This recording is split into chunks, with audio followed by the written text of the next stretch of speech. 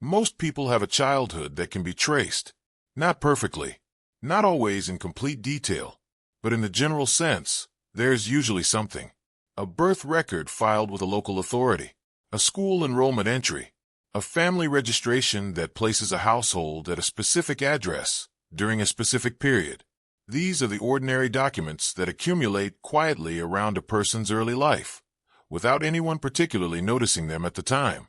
They are produced as a matter of routine, signed, stamped, filed, and largely forgotten. And yet, when you go looking for them later, when a reason emerges to examine someone's early history carefully, they are usually there, incomplete in places, perhaps, faded or partially damaged, as old documents often are, but present in some traceable form, held in archives, local registries, or institutional records that have survived the passage of time. This is what makes the situation surrounding her childhood unusual. Not that every document is missing, not that the record is entirely blank, but that when researchers began approaching her early years with the intention of building a clear and verified timeline, they encountered something that did not behave the way most historical records behave. The documents that existed did not fully agree with each other.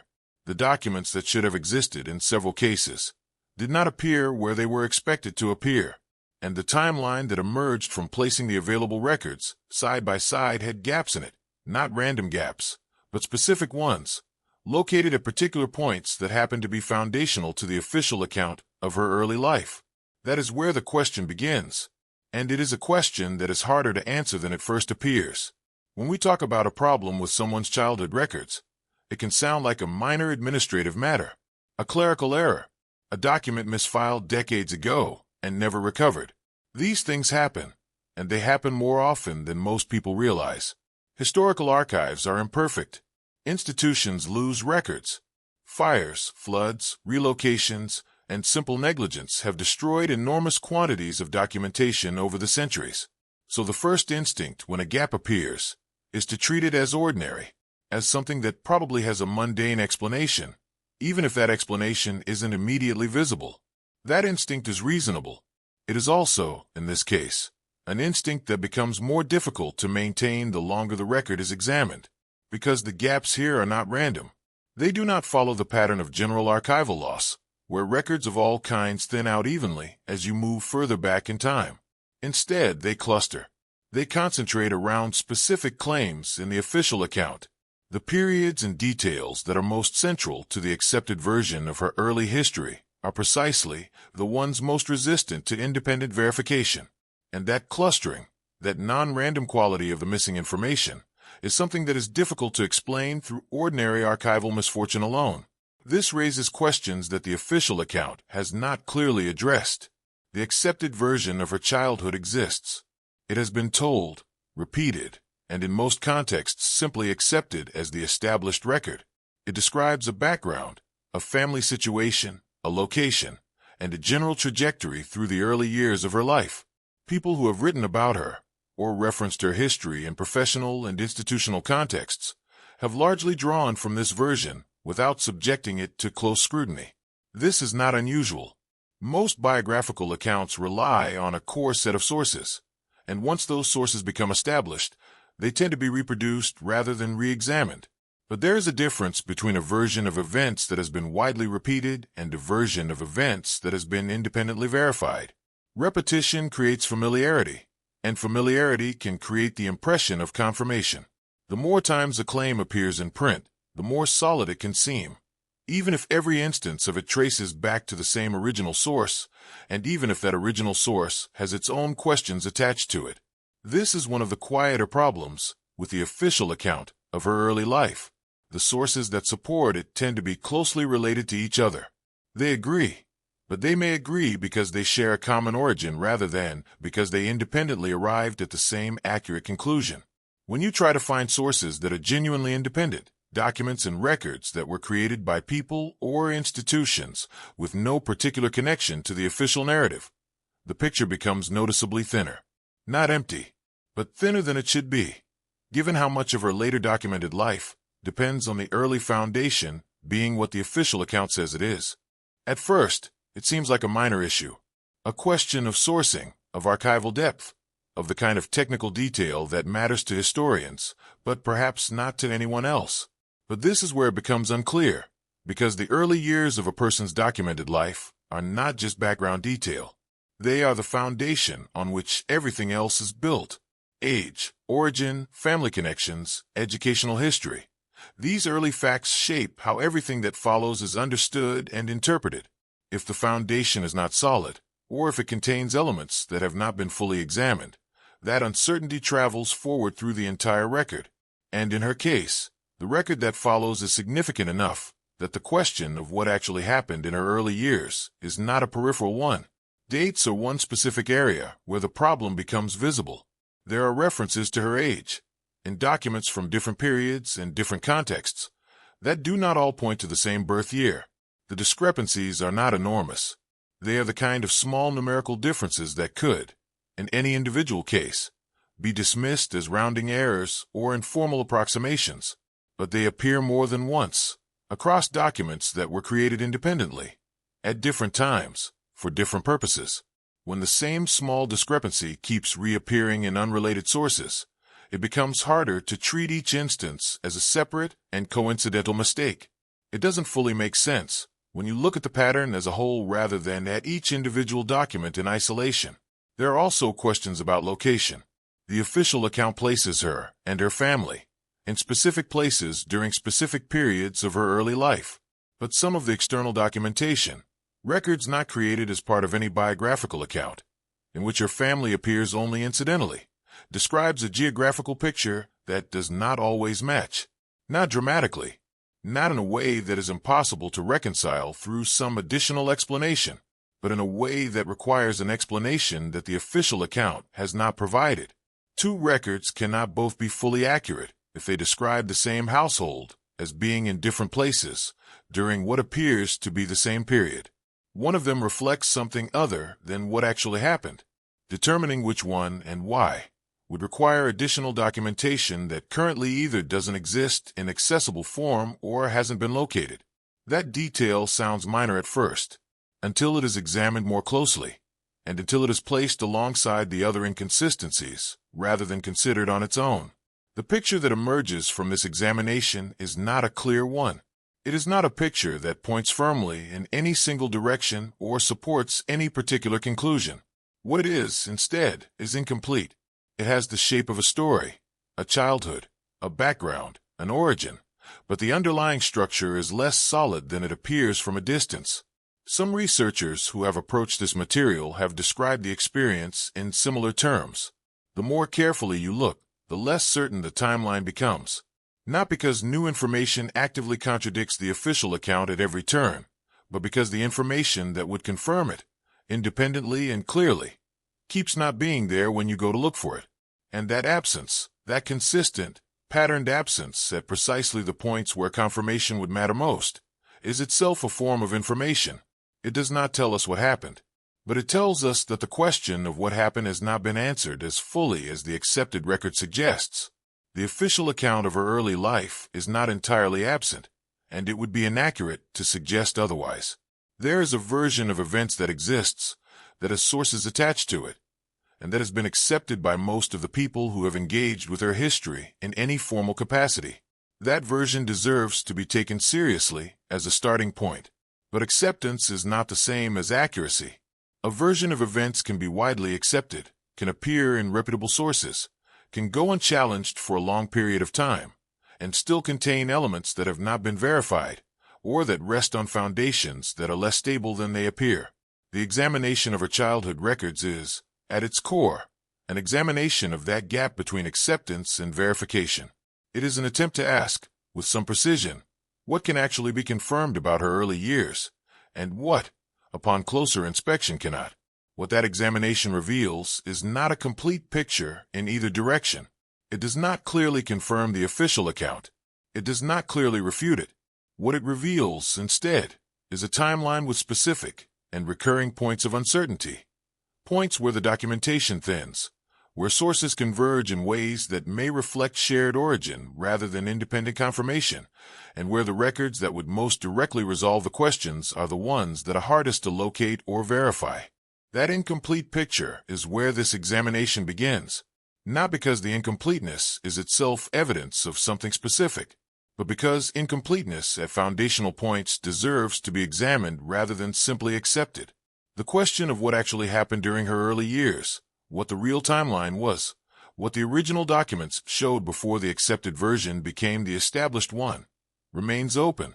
Not dramatically open, not in a way that has generated widespread attention or formal investigation, but open in the quieter sense that matters more, perhaps, than the dramatic kind. Open in the sense that the available evidence does not close it. Open in the sense that the documents which would close it have not been produced in a form that settles the questions they are supposed to answer. Open in the sense that the pattern of what is missing, when examined carefully, raises questions that the pattern of what is present does not resolve. This is where the record currently stands, at the beginning of an examination that the official account has not invited, into a period of her history that has been accepted rather than verified. The timeline has gaps, the sources have limitations, and the picture, when looked at carefully, does not fully come together. What those facts mean, whether they point toward something significant or whether they reflect the ordinary imperfections of historical documentation, is something this examination will continue to explore. Without assumption, without conclusion, and without pretending that the incomplete picture is more complete than it actually is, the accepted account of her childhood has a clear and consistent shape. It is not a complicated story. It does not contain unusual claims or remarkable events. It describes an ordinary beginning, a family, a location, a set of circumstances that were common for the time and place. And it moves forward from that beginning in a logical and uninterrupted way, from birth through the early years, through childhood, and into adolescence, without any significant gaps or complications in the narrative itself. This is, in many ways, what makes it easy to accept. Ordinary stories do not invite scrutiny. They do not raise immediate questions. They fit into the expected pattern of how a person's early life is supposed to look, and that familiarity creates a kind of quiet credibility. When a biographical account describes modest circumstances, a conventional upbringing, and an education consistent with the social environment of the time, there's nothing in that description that prompts a closer look. It reads as background, as context, as the unremarkable foundation beneath a more interesting later story. And so, for a long time, that is largely how it was treated. The official account places her birth in a specific location, a place with its own history, its own administrative systems, and its own way of documenting the people who lived there. Her family, according to this account, had established roots in that area.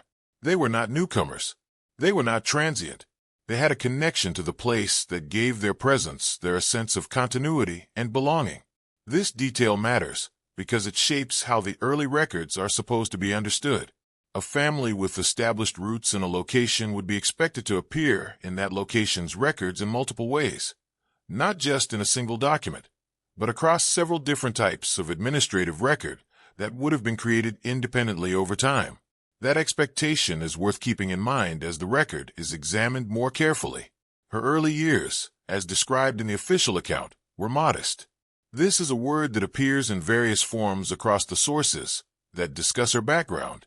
Modest circumstances, a modest upbringing, a family that was not wealthy, but was stable and functional in the ways that mattered. This description is consistent across the sources, which is one of the things that gives the official account its sense of coherence. When multiple sources agree on a characterization, it tends to feel confirmed. But this is where it becomes unclear, because consistency across sources is only meaningful as confirmation if those sources are genuinely independent. If they all draw from the same original account, the same interview, the same early biographical text, the same set of statements made by the same person, then their agreement reflects a shared origin, not independent verification. And in this case, when the sources that describe her modest early circumstances are traced back to their origins, they tend to converge on a surprisingly small number of starting points. That convergence is something worth noting. The family move is one of the more significant elements of the official account, and it is worth examining in some detail. According to the accepted version of events, the family relocated at some point during her early years. The move is described as practical and unremarkable, the kind of thing that happened regularly in the social and economic context of the time. It is also used, in some accounts, to explain why certain records are held in different locations rather than in a single archive. The family was here, then they were there, and so the documentation is distributed accordingly. This is a plausible explanation. Families did move. Records were created in different locations as a result. The distribution of documentation across different archives is a genuine feature of historical research, and it creates real practical challenges for anyone trying to build a complete picture from the surviving record. At first, it seems normal. A move, a distribution of records, a practical explanation for why everything isn't in one place. But there's a problem. The move, as described, should have generated its own documentation. Arrivals were recorded. New registrations were created when households established themselves in a new location. The administrative systems of the time were imperfect, but they did produce records of movement and resettlement, and those records have survived in many comparable cases. For this family, the documentation of the move itself is thinner than the explanation for the distributed records would suggest. The arrival records that should exist in the destination location are not clearly present. The registration that would have been created when the family established itself in the new place has not been located in the form that would be expected. This does not mean the move didn't happen, but it does mean that the explanation the move is being used to provide, the explanation for why records are distributed across locations, is itself supported by less documentation than it needs to be fully convincing. Her early education is described in the official account in general terms. The language used is broad. It references the type of education she received, the general nature of her schooling, and the trajectory it followed, without providing the specific institutional detail that would allow it to be independently verified. This is not unusual in biographical accounts of people from that era and context. Educational records were not always preserved, and biographical sources do not always include the kind of precise institutional information that would make verification straightforward. However, the generality of the description does mean that this element of the official account is largely taken on faith. There is no named institution whose records can be checked. There is no specific enrollment document that has been produced as evidence. The education is described, and the description is accepted, but the underlying documentation that would confirm the description has not been clearly identified in the available record. That detail sounds minor at first.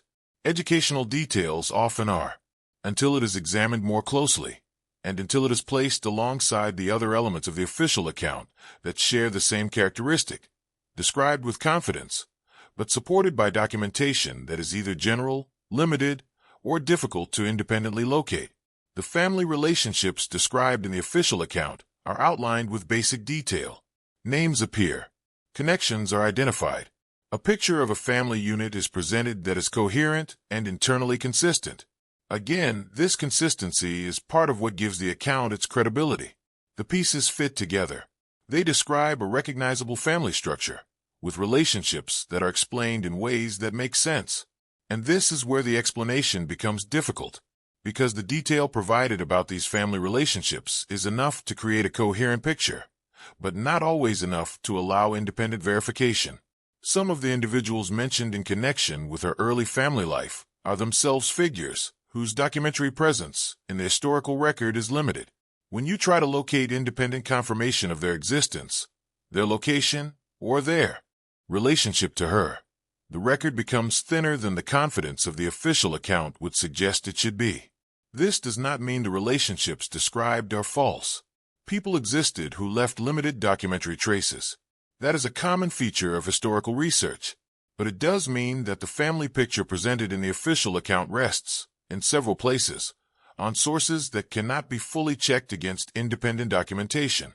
The timeline, as the official account presents it, moves forward smoothly.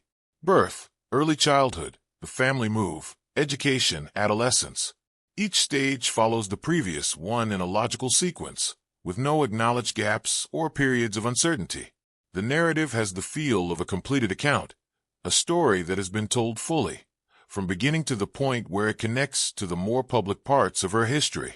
But a smooth narrative is not the same as a verified one. A timeline can appear complete while containing elements that have not been independently confirmed. It can move forward without interruption in its telling, while the documentation that underlies it has gaps that the telling itself does not acknowledge. The official explanation, when examined at the level of its source documents rather than at the level of its narrative, relies on a smaller evidentiary base than its confident presentation suggests. The number of genuinely original documents, records created at the time, by parties independent of the biographical account itself, that can be clearly identified as supporting the official version is limited. Much of what gives the account its substance is secondary material. Later references, biographical summaries, accounts that were written at some distance from the events they describe. Secondary material is not worthless. It is a legitimate part of historical research, but it carries less evidentiary weight than primary documentation, and when primary documentation is limited or difficult to locate, the reliance on secondary material becomes something that needs to be acknowledged rather than obscured. Some of the documents that are most central to the official account have attracted questions from researchers who have examined them directly. Not sweeping claims of falsification, not dramatic accusations, but careful, specific observations about details within those documents that do not fully match what comparable records from the same period and location typically look like. Formatting questions, procedural inconsistencies, small details that individually might be explained as anomalies, but that appear in documents that are already being asked to carry significant evidentiary weight. When a document that is doing important work in supporting an official account is also a document that has raised questions about its own characteristics, that combination creates an area of uncertainty that is difficult to simply set aside. The document may be entirely genuine. The questions raised about it may ultimately have satisfactory explanations, but those explanations have not been clearly provided, and the questions remain attached to the record. This is where the official explanation currently stands. It is coherent as a narrative. It is consistent in its presentation. It has been accepted widely and repeated often, but at the level of its documentary foundation, the original records that are supposed to support its claims, it is thinner than its confident presentation suggests.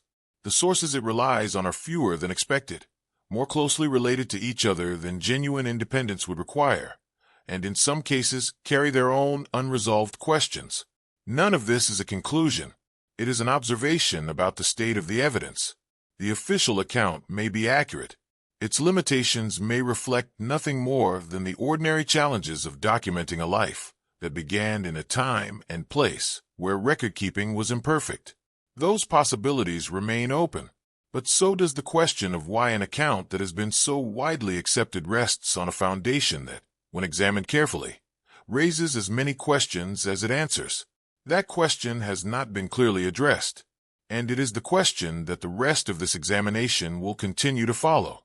To understand why the questions surrounding her early records matter, it helps to first understand something about the world in which those records were created, not in a general sense, but specifically the administrative environment of the location and period in question, and what that environment actually meant for the documents that were produced within it. Record-keeping in that era was not uniform. It was not a single system operating consistently across a wide area. It was a collection of local practices, institutional habits, and regional variations that produced very different results depending on where you happened to be and which authority happened to be responsible for documentation at any given time. In some areas, records were maintained carefully. Births were registered promptly. Family movements were logged. Educational enrollments were tracked and preserved. The administrative machinery worked in a way that left a clear and traceable paper trail behind the people who passed through it. In other areas, the situation was considerably less organized. Documentation was handled informally. Records were created inconsistently, filed without standardization, and preserved without particular care. Local disruptions, political changes, administrative reorganizations, periods of social instability created gaps in the record that were never filled. Institutions that were supposed to maintain documentation sometimes failed to do so, and sometimes the records they did create did not survive long enough to be useful to anyone looking back at them from a later period. This is the context in which her early records were produced, and understanding that context is important. because it shapes how the gaps and inconsistencies in her documentation should be interpreted. The first and most straightforward implication is that missing records are not automatically suspicious. This needs to be stated clearly because it is easy, when examining a case like this one, to treat every absence as evidence of something deliberate. That would be a mistake. In the administrative environment of this period and location, incomplete documentation was common. Families whose histories were entirely ordinary, no unusual circumstances, no reason for any kind of concealment, still sometimes appear in the historical record with gaps, inconsistencies, and missing documents. The archives from this period have their own limitations, and those limitations affected everyone, not just people whose histories later attracted scrutiny. So the gaps in her record cannot, on their own, be taken as proof of anything. That is an important starting point for an honest examination. But this is where it becomes unclear, because the same conditions that make innocent gaps possible also made something else possible. And that something else is worth examining carefully. The administrative environment described, inconsistent documentation, variable oversight, records distributed across multiple institutions with limited coordination between them, did not only create conditions for accidental gaps, it also created conditions in which the details of a person's early history could be adjusted without leaving obvious evidence of the adjustment. Not easily, and not without some effort, but more easily than would have been possible in a tighter, more centralized administrative system. The same looseness that caused innocent gaps could also, in the right circumstances, be used to introduce changes that would be difficult to detect later. This is not a speculation invented for this case. It is a documented feature of the period that historians working in this area have noted in entirely different contexts. There are recorded instances, cases that have nothing to do with her, where the administrative conditions of the time were used to adjust biographical details, consolidate records in ways that obscured earlier information, or create a documented version of a person's background that differed in certain respects from the actual circumstances of their early life. These cases exist in the historical record. They have been studied, and the conditions that made them possible are the same conditions that surrounded the creation of her early documents. That parallel does not mean the same thing happened in her case. Parallel conditions do not produce identical outcomes, but it does mean that the possibility cannot be dismissed simply by pointing to the general imperfection of historical archives. The environment created a specific kind of opportunity, and whether that opportunity was used is a separate question from whether it existed. Her family background, as presented in the official account, deserves attention in this context. The picture that emerges from the official sources is coherent. It describes a family with identifiable characteristics, a location, a social position, a set of relationships, in terms that fit together without obvious contradiction. Reading the official account, the family background feels settled. It feels like something that has been established, rather than merely asserted. But there is a question that the coherence of the picture does not answer. A coherent account can be coherent for two very different reasons. It can be coherent because the sources that describe it are all accurately reflecting the same real situation. Or it can be coherent because the sources that describe it are all drawing from the same original account, whether or not that account was itself fully accurate. In the first case, the coherence is evidence of truth. In the second case, it is simply evidence of consistency, which is a different thing entirely. When the sources that support the official description of her family background are examined for their independence from each other, a pattern emerges. Many of them trace back to a limited number of starting points. They repeat the same information, often in similar terms, in ways that suggest they are drawing from common origins rather than arriving at the same conclusions through separate investigation. This is not unusual in biographical literature. Secondary sources routinely draw from earlier secondary sources, creating chains of repetition that can give a claim the appearance of broad support when it actually rests on a narrow evidentiary base. The question this raises is whether the family picture presented in the official account has been independently verified at the level of primary documentation, original records created at the time, by parties with no stake in any particular version of the story, or whether it rests primarily on a smaller set of sources whose agreement with each other reflects shared origin rather than independent confirmation. That distinction matters more than it might initially seem. And it matters specifically because of the administrative context already described. In an environment where records could be adjusted, and where documentation was inconsistent enough to make verification difficult, the question of whether the official account rests on genuinely independent primary sources is not a technical footnote. It is one of the central questions that any serious examination of the record needs to address. At first, it seems like a question about archival methodology, about the technical standards of historical research. That detail sounds minor, the kind of thing that matters to specialists but not to anyone else, until it is examined more closely, and until it is understood that the answer to this question shapes how every other element of the official account should be weighted. If the family background is supported by genuinely independent primary documentation, then the official picture has a solid foundation, and the gaps and inconsistencies elsewhere in the record become easier to attribute to ordinary archival imperfection.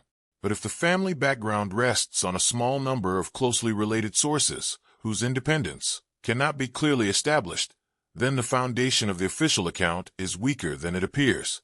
And a weaker foundation changes the significance of everything built on top of it. The period and location in question also had specific characteristics that are relevant beyond the general question of administrative inconsistency. There were social and institutional dynamics at work that shaped which kinds of information were carefully recorded and which were left undocumented. Certain details about a person's background, their precise origins, their family's earlier history, their connection to specific places or communities, were sometimes handled in ways that reflected social pressures and practical considerations rather than purely administrative routine. This means that even when documents exist, they do not always capture the full picture of the situation they are supposed to describe. A record can be technically present in the archive and still be incomplete in ways that matter. It can reflect a version of events that was presented to the administrative authority at the time, rather than the full reality of the circumstances it is recording. And in a period and location where social pressures around certain kinds of information were significant, the gap between what was recorded and what was actually the case could be meaningful.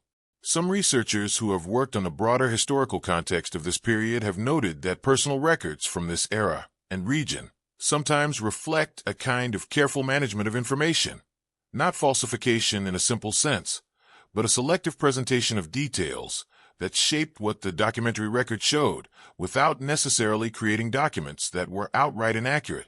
The result was a record that was technically consistent with the facts as presented, but that did not capture the full picture of the underlying situation. Whether anything of that kind is relevant to her case is not something the available evidence can confirm, but it is something the available evidence does not rule out. And in an examination that is trying to be honest about what the record shows and what it doesn't, that uncertainty needs to remain present rather than being resolved prematurely in either direction. The administrative background, in summary, does two things simultaneously. It provides a genuine and legitimate explanation for why her early records might be incomplete, without that incompleteness meaning anything significant. And it also describes conditions under which incompleteness could have a different kind of origin, one that is less innocent and less accidental. Both possibilities are real. Both are consistent with the environment in which her documents were created. This is where the background context leaves the examination, not with a conclusion, but with a more clearly defined set of possibilities. The environment was imperfect enough to explain innocent gaps. It was also loose enough to have permitted something else, if something else had been the intention. The documentary record alone cannot determine which of these possibilities applies. What it can do is point toward the specific areas where the question is most pressing. The family background, with its coherent but potentially non-independent sources, is one of those areas. The administrative conditions that shaped how records were created and preserved in this period and location are another. Together, they form a context that makes the questions about our early records harder to dismiss, and more important to continue examining carefully. The background does not answer the questions. In some ways, it deepens them, and that is where this part of the examination rests, not at a conclusion, but at a clearer understanding of why the questions themselves are worth taking seriously. There is a particular moment in any careful examination of a historical record when the work shifts.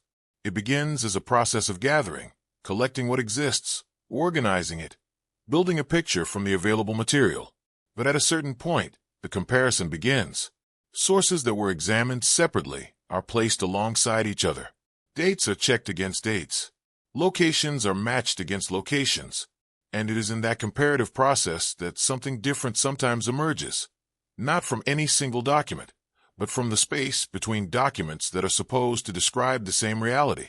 That is where this part of the examination begins, not with the official sources, which have already been considered on their own terms, but with external sources, documents that were not created as part of any biographical account, that were not produced with her history as their subject, and that have no particular stake in any version of her story. These are the documents that were created for entirely different purposes, in which her name or her family's presence appears only incidentally, as a detail in a record about something else entirely. When those external sources are brought into comparison with the official account, inconsistencies begin to appear. They are not large. They are not the kind of dramatic contradictions that immediately overturn an established narrative. They are the quieter kind, small misalignments, details that don't quite match, numbers that point in slightly different directions depending on which document you are reading. But they are there. And the fact that they are there in external sources, in documents with no connection to the official account and no reason to diverge from it accidentally, is what makes them worth examining carefully.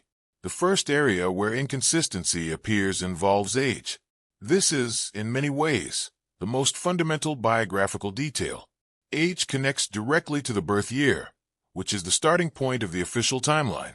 If the birth year is accurately recorded in the foundational documents, then references to her age in later documents should align with it consistently. A person born in a particular year should appear, in records created 5, 10, or 15 years later, as being the age that year would produce. The arithmetic is straightforward, but in certain documents from her adult life, documents created for administrative or professional purposes, in which her age was recorded as a matter of routine, the stated age does not align precisely with the birth year given in the official account. The discrepancies are not large. A year in one direction, sometimes two. The kind of difference that, in a single document, would be easy to attribute to a simple error. People do misremember their ages. Clerks do make recording mistakes. Informal documents are particularly prone to this kind of imprecision, and not every age reference in a historical record should be treated as a precise biographical statement.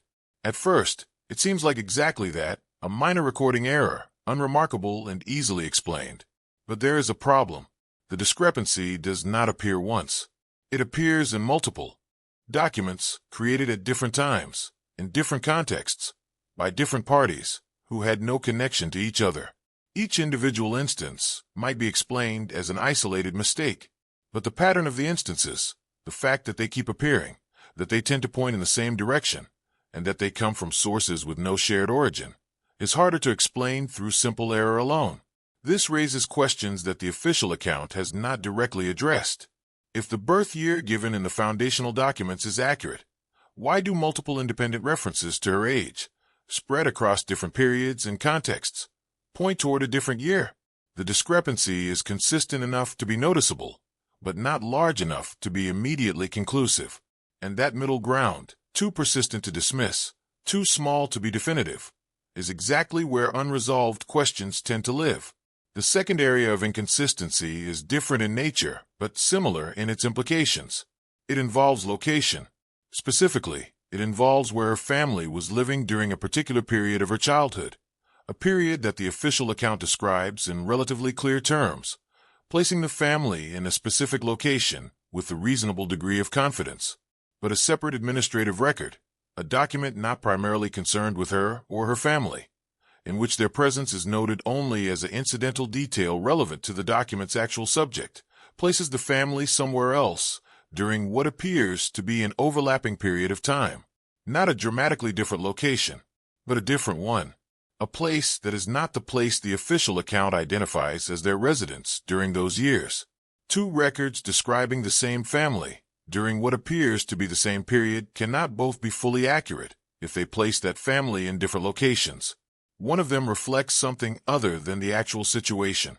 The question of which one and why is not easily answered from the available evidence. But the question itself cannot be avoided once both records are examined together. And this is where the explanation becomes difficult, because the location discrepancy does not exist in isolation. It connects to a period in the official timeline that is already notable for a different reason. It is one of the periods where independent documentation is thinnest. The official account describes this period with confidence, but the documentary support for that description is limited. There are fewer independent records from this stretch of time than there are from periods immediately before and after it. A location discrepancy appearing in a period that is already sparsely documented is a different kind of finding than a location discrepancy appearing in a period with abundant independent records. In a well-documented period, the discrepancy could be checked against multiple other sources, and its significance, or lack of significance, could be more easily assessed. In a sparsely documented period, the discrepancy cannot be resolved in the same way. There simply isn't enough independent material to determine which version of events the broader record supports. That limitation is itself informative. It means the location question remains genuinely open in a way that is difficult to close through further archival research alone, unless new documents emerge that have not yet been located. What makes the combination of these two inconsistencies particularly notable is not their individual significance. Taken separately, an age discrepancy of a year or two and a location question in a thinly documented period might each be treated as minor historical puzzles. Interesting perhaps, but not particularly weighty. That detail sounds minor at first, the kind of thing that gets noted in a footnote and then set aside, until it is examined more closely, and specifically, until the two inconsistencies are considered together rather than separately, because they do not appear in different periods of the record. They appear in overlapping territory. The age questions cluster around the same general period that the location discrepancy touches. Two different kinds of inconsistency, pointing to the same stretch of time, in a period that is already notable for limited independent documentation. When inconsistencies cluster, they change in character. A single inconsistency in a single document is a data point that might mean several different things. Two different types of inconsistency, in the same period, from different kinds of sources, is a pattern. And patterns deserve a different kind of attention than isolated anomalies. Some researchers who have examined this material have noted the clustering specifically. They have pointed out that the convergence of the age discrepancies and the location question on the same period is not something that can be explained by any single innocent cause. An archival error that explains the age discrepancy would not also explain the location discrepancy. A recording mistake that explains one would not explain the other. To account for both through innocent causes, you need separate innocent explanations for each, and those separate explanations need to apply to the same already sparse period simultaneously. That is possible, but it requires a degree of coincidence that is harder to accept the more carefully the pattern is examined. Others disagree with the weight being placed on this clustering. They argue that sparse periods naturally attract the appearance of inconsistency because there are fewer records to provide context and correction. When documentation is thin, the records that do exist carry more apparent significance than they would in a denser archival environment. A discrepancy that would be resolved by 3 other documents in a well-documented period remains unresolved in a sparse one, not because the discrepancy is more real, but because the corrective material doesn't exist. This is a legitimate point. It doesn't fully make sense to treat the absence of corrective documentation as evidence that the discrepancy is significant. Absence is not proof. And yet, the argument cuts in both directions. If the absence of corrective documentation means the discrepancy cannot be confirmed as significant, it also means it cannot be confirmed as insignificant. The sparseness of the record leaves the question genuinely open, which is a different thing from resolving it in favor of innocence. There is also the question of what kind of error could produce the specific pattern observed. Age discrepancies of a consistent size and direction, appearing across multiple independent documents, suggest something more systematic than a single clerical mistake. Clerical mistakes tend to be random. They produce errors in different directions of different sizes without a consistent pattern. When errors are consistent, when they keep pointing in the same direction by approximately the same amount, that consistency itself raises a question about whether the word error is the right description. However, The timeline does not fully match in ways that allow any firm conclusion to be drawn from this observation alone. The documents showing the age discrepancies are not all of the same type, and the contexts in which ages were recorded varied enough that some variation in the recorded figures might be expected even from a single accurate source. The pattern is notable. It is not definitive. What remains, after examining both inconsistencies carefully, is a clearer picture of what the record does and does not show. It shows an official account with a specific timeline. It shows external documents that do not fully align with that timeline in two separate but related ways.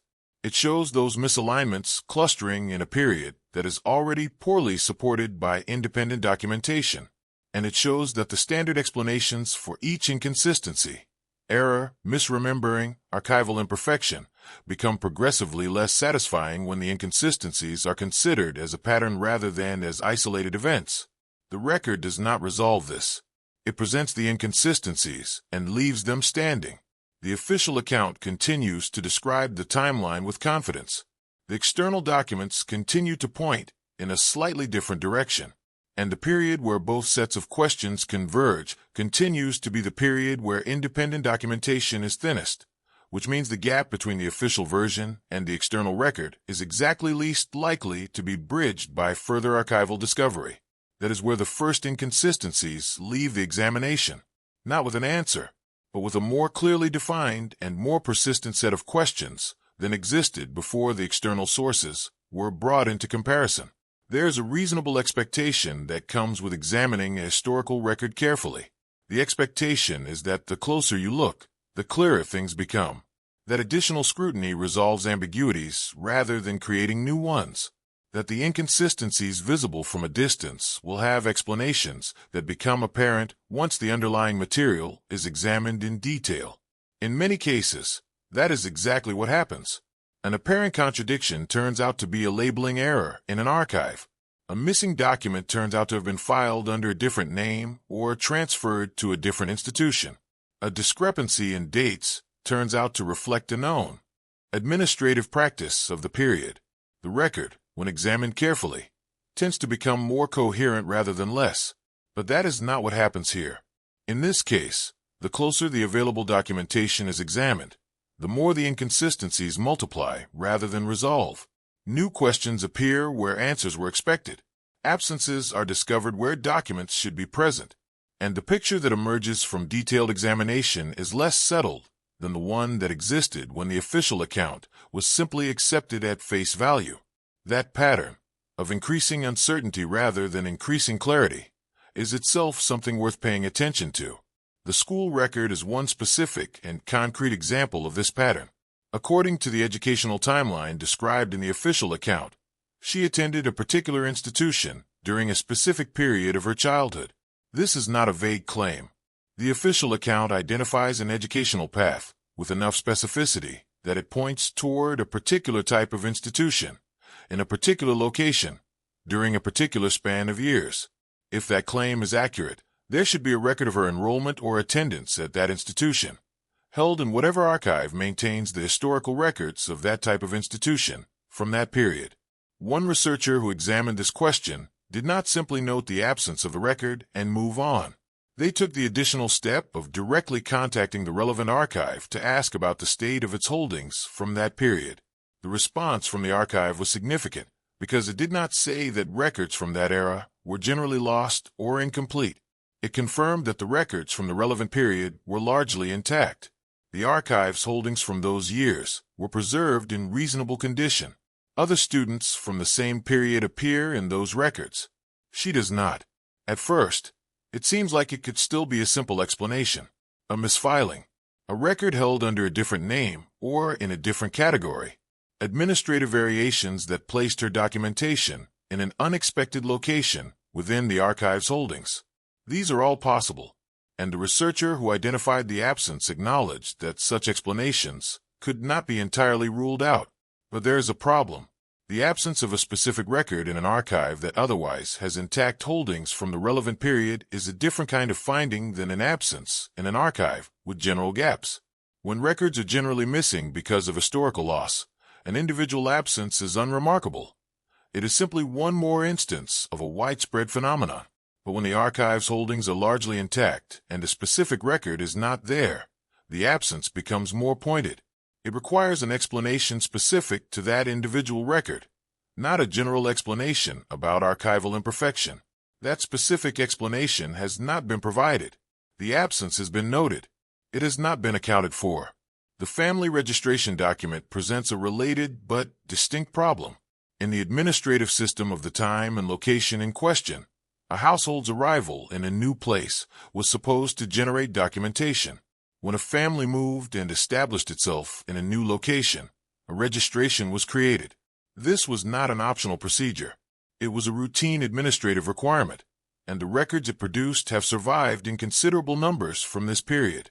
Not universally, not without gaps, but as a generally reliable category of documentation that researchers working in this era regularly use to trace family movements. The official account describes the family moving to a specific location. That move is a significant element of the narrative. It is used, as noted earlier, to explain why documentation is distributed across different places rather than concentrated in a single archive. The move is presented as an established fact, something that happened, that explains certain features of the record, and that can be treated as a confirmed element of the timeline. But the registration document that should have been created when the family arrived at their reported destination does not appear in the records of that location. Researchers who have looked for it in the relevant archive have not located it. The archive holds registration documents from the same period for other households. The category of record exists. The period is covered. The specific registration for her family is not there. This does not fully make sense if the move happened in the way the official account describes. A family that arrived in a location and established a household would, under normal administrative circumstances, have generated exactly this kind of record. Its absence raises a question that the official account has not addressed. If the family moved to this location when and in the way described, why is there no registration document reflecting that arrival? Some believe the answer is straightforward, that the registration was created but subsequently lost, misfiled, or destroyed in circumstances that left the rest of the archive's holdings intact.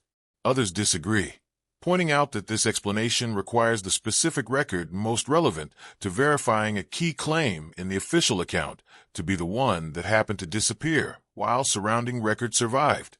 That combination, the specific relevance of the missing record and the general intactness of the surrounding archive, is what makes the straightforward explanation less than fully satisfying.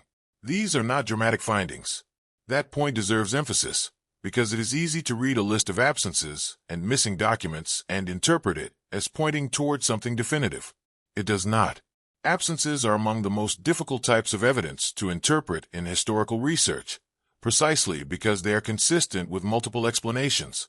A document can be missing because it was never created. It can be missing because it was created but destroyed. It can be missing because it was created, survived, and exists somewhere that has not yet been searched. Or it can be missing because it was created and deliberately removed at some point. The absence alone does not distinguish between these possibilities. And any honest examination of this material needs to hold that limitation clearly in view. But absences do not exist in isolation. They exist within a broader pattern of what is present and what is not. And the pattern here, the specific distribution of what is missing and what survives, is what moves this beyond a simple observation about archival imperfection. The absences in this case are not random. If they were the result of general archival loss, they would be distributed across different types of records and different periods without any particular concentration. Some correspondence would be missing. Some administrative records from various periods would have gaps. The losses would reflect the ordinary randomness of historical document survival. But that is not the pattern observed. The absences cluster. They concentrate around specific types of records, the kinds of records that most directly bear on the verifiability of key claims in the official account. And they concentrate in specific periods, the periods that are already identified as the most critical and the most thinly supported parts of the official timeline. School records that would verify the educational history, registration documents that would confirm the family's reported movements. These are not peripheral details. They are foundational elements, and they are precisely the elements that are missing. However, the timeline does not fully match in ways that allow this pattern to be dismissed as coincidence without some difficulty. Coincidences do occur. Foundational records do sometimes get lost, while peripheral ones survive. The pattern observed here is not impossible to explain through innocent causes, but it requires those innocent causes to apply specifically and repeatedly to the most important verification points in the official account, while leaving less critical documentation relatively intact. That combination becomes harder to accept as purely coincidental the more times it appears, and it appears more than once. The school record absence and the registration document absence are two instances of the same pattern. Critical verification missing, surrounding record relatively present, occurring in the same investigation of the same subject. This is where the explanation starts to weaken, not because the absences prove something specific, but because the explanation that makes the most sense of the official account, that the record is incomplete due to ordinary historical factors, requires those ordinary factors to have operated in a very particular and very convenient way. Convenient, specifically, for the parts of the timeline that most need independent verification. Some researchers have described this as the central puzzle of the documentary record in this case. It is not that the record is silent. It is that the record is selectively silent, present in areas where its presence is less consequential for the official account, absent in areas where its presence would be most consequential. That selectivity, whether intentional or not, is what makes the pattern difficult to set aside. The researchers who take the pattern most seriously argue that selective absence of this kind, in an archive that is otherwise reasonably intact, points towards something more purposeful than random loss. They are careful not to specify what that something might be, but they treat the pattern as meaningful rather than incidental. Those who take a more cautious view argue that the pattern is real but overinterpreted. Archives are not perfectly random in their losses. Certain record types are more vulnerable than others. Certain periods are more affected by specific preservation challenges. The appearance of selectivity can emerge from structural features of how records were created and maintained, without any individual decision being involved. Both positions are held by people who have examined the material carefully. Neither has been able to fully account for everything the record shows and doesn't show, and the gap between what the official account claims and what the documentary record can independently verify remains, not growing smaller as the examination deepens, but remaining stubbornly present. That is where the deepening examination leaves the question. The inconsistencies have not resolved. New absences have been identified in records that should exist. The pattern of those absences follows the contour of the official account's most critical claims, and the explanation that makes the most sense of all of this, whether innocent or otherwise, has not yet clearly emerged from the available evidence.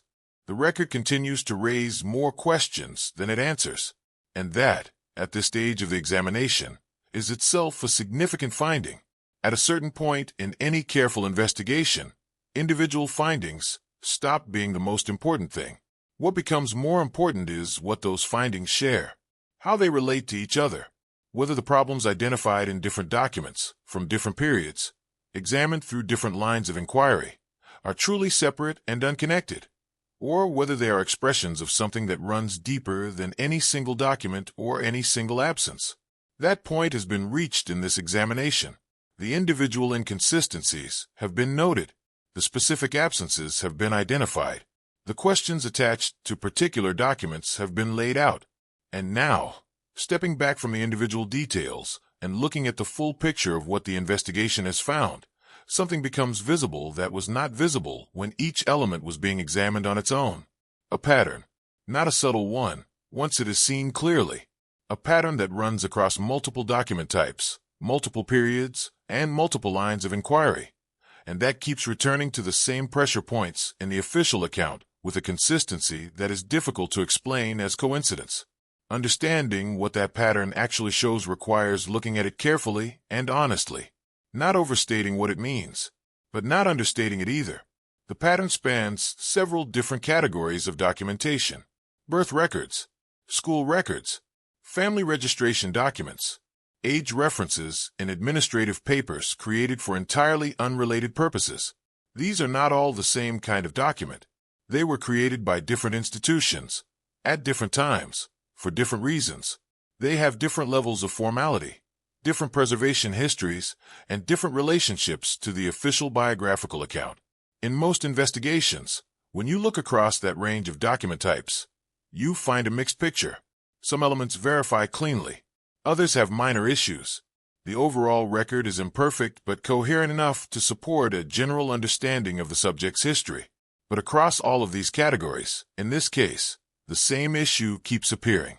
The official version of events is either unsupported by independent documentation that should exist, or it is contradicted by documents that were not created as part of any official biographical account, and that have no reason to diverge from an accurate history. The issue does not appear in one category and disappear in others. It repeats. Different documents, different periods, different types of records, and the same fundamental problem surfaces each time. That repetition is what transforms a collection of individual concerns into a pattern. And patterns, in historical investigation, carry a different kind of significance than individual anomalies do. At first, it seems like the pattern might simply reflect the general limitations of the archive. If the documentary record from this period and location is generally thin, then gaps and inconsistencies across multiple categories might be expected. They would be the natural result of an imperfect archival environment rather than evidence of anything specific to this case. But there's a problem with that explanation. The gaps and inconsistencies are not distributed evenly across the record. If they were the product of general archival thinness, you would expect them to appear somewhat randomly, in foundational areas sometimes, in peripheral areas other times, without any particular concentration around the claims that matter most to the official account. That is not what the examination has found. The concentration is specific. The problems cluster around the structural elements of the official timeline: the birth, the early family situation, the first years of education, rather than distributing themselves across the full range of the record. This concentration is the core of what makes the pattern significant, because those structural elements are not peripheral details. They are the foundation. The birth establishes the identity and the starting point of everything that follows. The early family situation defines the context in which the subject's life began. The first years of education are part of the earliest documented activity beyond the family unit. These are the claims on which the entire official account rests.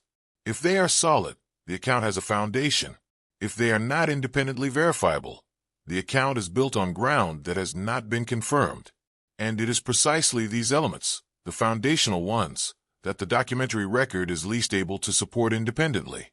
This is where the explanation becomes difficult, because there are two ways to interpret a pattern of this kind, and they lead to very different conclusions about what the record is actually showing. The first interpretation is that the pattern is real but innocent. Under this view, the concentration of problems in the foundational areas of the official account is the result of structural features of how records from this period were created and preserved. Foundational records, birth documents, early family registrations, initial school enrollments, were created earliest in a person's life, which means they had the longest exposure to the risks of loss and degradation before anyone thought to look for them. Earlier records are simply more likely to be missing than later ones, and the foundational elements of any biographical account will naturally be the most vulnerable. The pattern, in this view, reflects the ordinary mechanics of archival survival rather than anything specific to this case. That is a reasonable argument. It has genuine merit, and it cannot be dismissed without acknowledging that it explains some of what the examination has found. But it does not fully explain the specific character of what is missing, because the problem is not simply that early records are absent. It is that the records most directly relevant to verifying the specific claims of the official account are the ones that are absent, while other records from the same periods, records that are less directly relevant to those claims, have survived in better condition. The selectivity of what is missing, within periods that are not generally devoid of documentation, is what the structural argument about early records does not fully account for. However, the timeline does not fully match the pattern that innocent archival loss would produce, and that mismatch is what keeps the second interpretation in view. The second interpretation holds that the pattern reflects something more purposeful, not necessarily falsification in a simple sense, but construction, the assembly of an official account from a limited and carefully selected set of sources, in a way that supported a particular version of events while leaving the most verifiable details either absent or ambiguous. Under this view, the structural elements of the official timeline are resistant to independent verification, not because verification documents were lost, but because they were never strongly present in the first place. The official account was built around what was available and what was useful, rather than around a comprehensive engagement with all the relevant historical material. Some researchers who have examined this record have described the pattern in exactly these terms. They have noted that the official account has the characteristics of a constructed narrative, coherent internally, consistent across its own sources, but thin at the points where external verification would be most revealing. They are careful to say that this observation does not prove deliberate construction. A narrative can have these characteristics for innocent reasons, but they argue that the pattern is consistent with construction in a way that should be acknowledged rather than ignored. Others find that conclusion too strong. They argue that describing the official account as constructed implies a level of intention that the evidence does not establish. Gaps and inconsistencies in a historical record are common. The fact that they appear at foundational points does not mean those points were deliberately left unverifiable. It may simply mean that the people who assembled the official account worked with what they had, and what they had happened to be thinner in those areas than in others. Both positions are held by researchers who have engaged seriously with the material. Neither can be fully dismissed, and both keep returning to the same unanswered question, which is the question that sits at the center of the pattern and has not been resolved by any of the examination conducted so far. Why are these specific records the ones that are missing? That question sounds simple, but it is not. It is asking something precise and important. Not why records are missing in general. That has explanations. But why the records that are missing happen to be the ones that would most directly verify the foundational claims of the official account. Why the birth record questions attached to the document that anchors the entire timeline. Why the school record absence occurs in an archive with largely intact holdings. Why the family registration is not present in the location the official account identifies as the family's destination. Why the age discrepancies appear in documents that are independent of the official account and have no reason to diverge from an accurate history. Each of these absences and inconsistencies, taken alone, has an available explanation. Together, concentrated at the structural points of the official account, they form something that available explanations do not fully address. That detail sounds minor when it is described in the abstract, until it is examined more closely, until the specific character of what is missing is placed alongside the specific character of what the official account most needs to be true, and the alignment between those two things becomes visible. The pattern does not answer the question of what happened. It does not identify a specific cause for what the examination has found. What it does is establish that the question is not a peripheral one. It is not a question about minor historical details in an otherwise well-supported record. It is a question about the foundation of the official account itself, about whether the structural elements on which everything else rests are as solid as the confidence of that account suggests. And the documentary record, examined carefully across multiple categories and multiple periods, does not confirm that they are. It raises the question repeatedly, in different forms, through different types of evidence. It keeps returning to the same pressure points, and it leaves the same core uncertainty in place each time. Some believe that continued archival research will eventually resolve this, that documents exist somewhere which, once located, will either confirm the official account or clarify what the actual record shows. Others are less optimistic, noting that the searches conducted so far have been thorough enough that additional discovery becomes less likely with each passing year. What remains for now is the pattern, visible across the full range of the examination, concentrated at the points that matter most.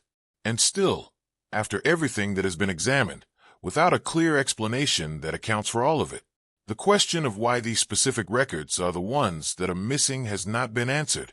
And that unanswered question is not a small one. There is a quality that distinguishes a contained problem from an expanding one. A contained problem has edges. It exists within a defined area of the record, affects a specific set of documents, and can be examined without disturbing the rest of what is known. An expanding problem is different. It does not stay where it began. It moves outward, touching things that seemed unrelated. introducing uncertainty into areas that previously appeared settled, and gradually changing the shape of the larger picture in ways that are not always immediately visible. The questions surrounding her childhood records began as a contained problem: specific documents, specific periods, specific inconsistencies in a defined portion of the historical record. The examination started there, and for a time it seemed reasonable to treat the questions as belonging to that early period, as problems of childhood documentation that might or might not have satisfactory explanations, but that existed separately from the rest of her documented life. But that containment has not held. The more carefully the record is examined, the clearer it becomes that the childhood questions do not stay in the childhood portion of the timeline. They connect forward. They attach to later elements of the record in ways that are not always obvious at first, but that become visible once the foundational uncertainty is clearly in view. And when those connections are followed, the area of the record affected by the original questions turns out to be considerably larger than it initially appeared. This expansion is not a dramatic development. It does not involve new discoveries or sudden revelations. It is the quieter and more unsettling kind of expansion, the kind that comes from looking at things that were already there and recognizing that they rest on a foundation that has not been confirmed. The childhood record does not exist in isolation. That is the essential point, and it is worth stating clearly before following its implications. Every element of a person's documented history connects to the elements that came before it. The adult record is built on the adolescent record, which is built on the childhood record, which is built on the foundational documents of birth and early family life. This is not a feature specific to her case. It is how biographical documentation works for everyone. The early records are foundational not just in a metaphorical sense, but in a practical one. Later claims trace back to them, derive their credibility from them, and depend on their accuracy in ways that are easy to overlook when the foundational record is assumed to be solid. When the foundational record is not solid, when it contains unresolved questions and unverifiable claims, that dependency becomes significant. It means that the later elements which trace back to the childhood period carry some of the uncertainty from that period forward with them, whether or not the later documents themselves give any indication of a problem. Professional credentials are one area where this forward connection becomes visible. Certain qualifications and affiliations that appear in her adult record are described in terms that reference her background, her origin, her early education, her family connections. These descriptions were accepted without particular scrutiny because the background they referenced was itself accepted. But if the background is not fully verifiable, the credentials and affiliations that reference it become less independently stable than they appeared. This does not mean those credentials are false. A qualification can be genuine even if the background it references has unresolved questions. An institutional affiliation can be real even if the biographical context in which it was established is not fully confirmed. The point is not that later elements of the record are necessarily inaccurate. The point is that they are less independently verifiable than they seemed when the foundational record was assumed to be solid. Their verification was partly borrowed from the assumed accuracy of the childhood timeline. When that assumption is questioned, the borrowed verification weakens. At first, it seems like a technical observation, the kind of thing that matters to archivists and researchers, but not to anyone engaging with the record in a more general way.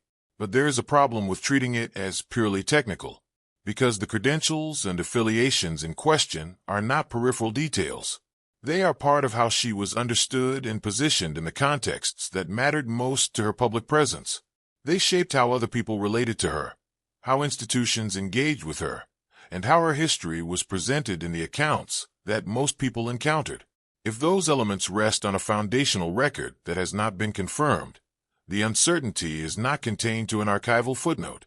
It touches the substance of how she was known.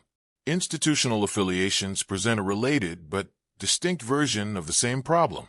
Some of the organizations and institutions connected to her adult history described their relationship with her in terms that assumed a particular biographical background.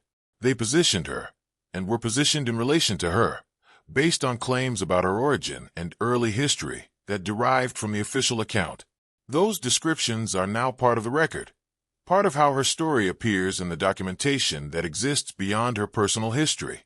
And this is where the explanation becomes difficult, because if the biographical background those descriptions assumed is not fully accurate, then the institutional record that built on that background also contains an inherited uncertainty. Not an obvious one, not one that would be visible to anyone reading the institutional record without knowledge of the childhood questions, but present, in the sense that the claims made their trace back to a foundation that has not been independently confirmed. That detail sounds minor at first, institutional descriptions referencing biographical background, until it is examined more closely and the dependency becomes clear. The institutional record was not created independently of the biographical record. It was shaped by it, and a shaped record carries the questions of what shaped it. The people connected to her documented history are also affected by the expanding uncertainty, and this is perhaps the most quietly significant dimension of the problem. Family members appear in the record partly in terms of their relationship to her documented history. Their own biographical details, the ones that intersect with hers, were partly defined by the official account of her background. If that account contains unresolved questions, then the portions of their records that derive from it carry those questions forward as well. This does not mean their histories are false. Most people connected to someone with an uncertain foundational record have their own independent documentation that exists separately from the shared biographical claims. But the portions of their records that were shaped by the official account of her background are, to that extent, less independently confirmed than the rest. Associates present a similar situation. People whose connection to her was described in terms that assumed a particular biographical context, a specific origin, a specific set of early experiences, a specific family background, were understood and recorded in relation to claims that have not been fully verified. The understanding of those relationships, as it appears in the historical record, was built on a foundation that is still in question. However, the timeline does not fully match what would be expected if the foundational record were solid and independently confirmed. A solid foundation would allow the connections to later elements of the record to be traced clearly and verified at each step. What the examination finds instead is that the tracing becomes uncertain at the same points where the foundational questions are most acute, not because the later documents themselves are problematic, but because the path back to verified ground keeps passing through the unresolved areas of the childhood record. Some researchers who have examined different parts of her documented life have reached different conclusions about how far the expansion of uncertainty actually extends. Those working primarily with the childhood and adolescent record tend to see the expansion as significant, as touching multiple aspects of the adult record in ways that matter. Those working primarily with the adult record tend to see the expansion as more limited, as affecting the framing and context of certain elements, without necessarily undermining their substance. Both groups are working with the same underlying material. Their different conclusions reflect different judgments about how much weight foundational uncertainty should carry when the later documents themselves do not show obvious problems. That is a genuine methodological question, and reasonable researchers can approach it differently. But the disagreement between them does not resolve the underlying issue. It simply describes where the boundary of the expansion is contested, and the existence of that contested boundary is itself a finding. It means the expansion is real enough that researchers examining different parts of the record have had to grapple with it, even if they have not reached the same conclusions about its extent. The official account has not engaged with this expansion. It presents the record as a coherent whole, moving from childhood through adulthood without acknowledging that questions in the foundational period have implications for what comes after. This absence of engagement is not necessarily significant on its own. Official accounts rarely acknowledge their own vulnerabilities, but it does mean that the expansion of the problem has occurred entirely outside the official narrative, in the work of researchers examining specific parts of the record, rather than in any formal reassessment of the account as a whole. That creates an unusual situation. The official account describes one picture. The research examining the foundational questions and their forward connections describes a picture with considerably more uncertainty in it. These two pictures have not been formally reconciled. The gap between them has not been addressed, and the people most likely to encounter her history, through biographical references, institutional records, and the general accounts that circulate in the contexts where her name appears, are likely to encounter the official picture rather than the one that emerges from careful examination of the foundational record. This raises questions that extend beyond the specific documents examined so far. Questions about how an unresolved foundational uncertainty affects the reliability of a larger record, about how far the implications of childhood questions can reasonably be said to travel through an adult history, about whether the official account, in not engaging with these questions, is presenting a picture of her documented life that is more settled than the evidence actually supports. None of these questions have been answered. The expansion of the problem has been identified. Its boundaries are contested. Its implications are significant enough that researchers working in different parts of the record have had to take account of it. But the official account continues as before, presenting the childhood record as a foundation without acknowledging the questions attached to it, and without acknowledging that those questions have not stayed in the childhood period where they began. When an investigation reaches the point where the evidence has been carefully examined and the pattern of what is present and absent has been clearly identified, a natural next step presents itself.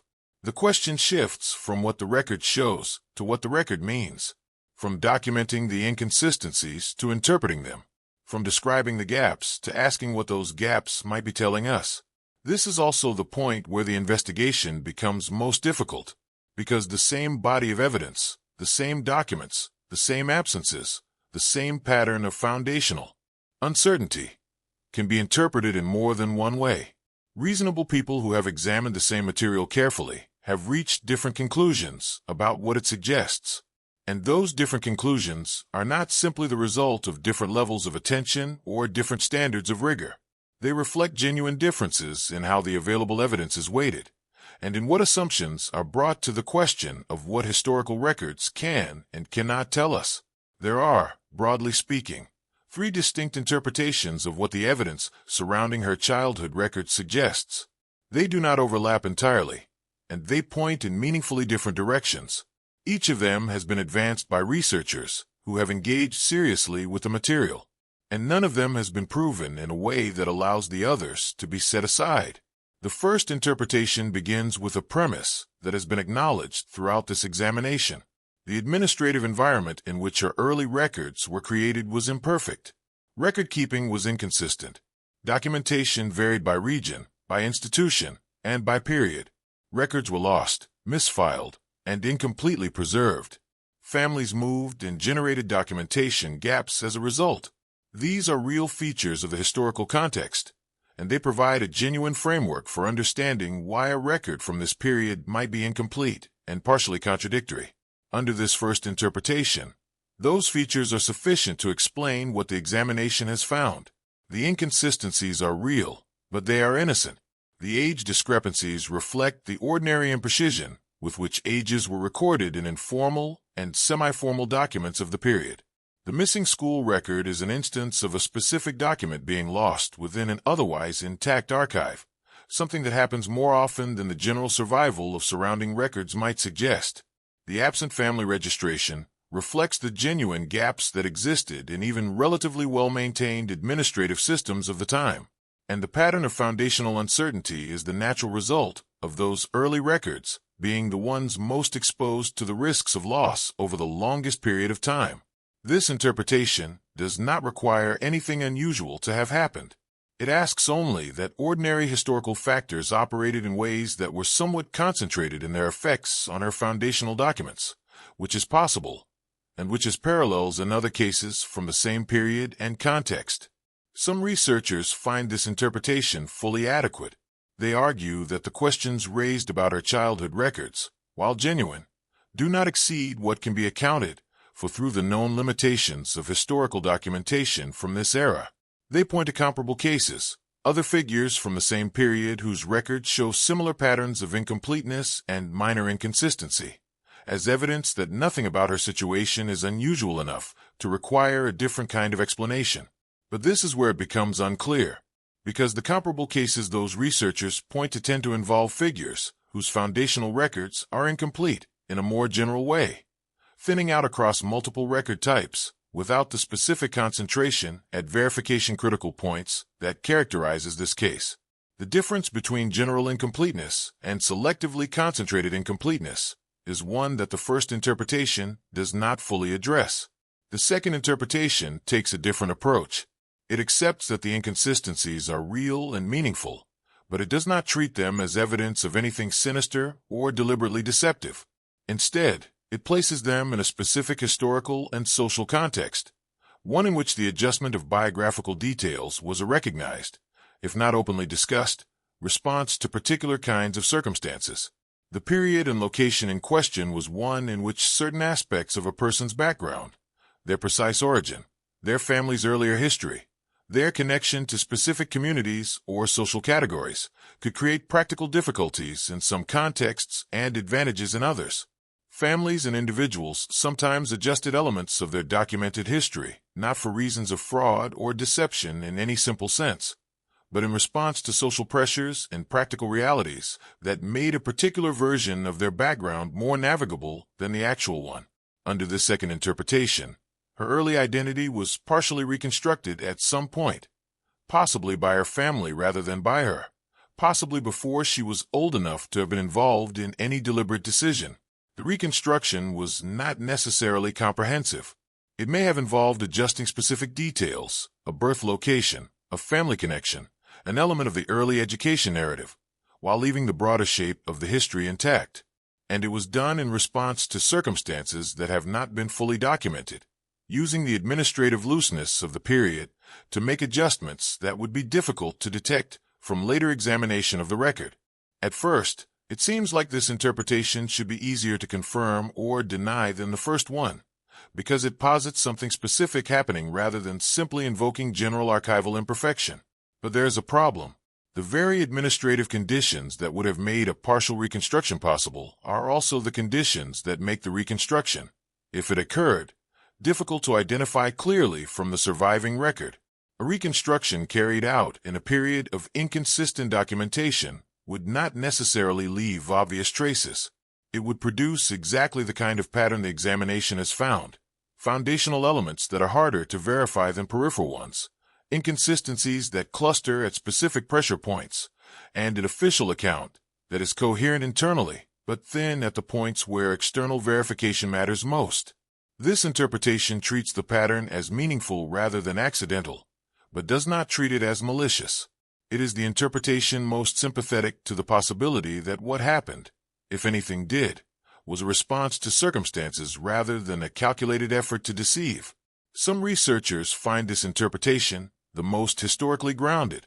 They argue that the period and location produced many cases of biographical adjustment for social and practical reasons, and that placing her situation within that broader context is more historically accurate than treating it as either fully innocent or deliberately deceptive.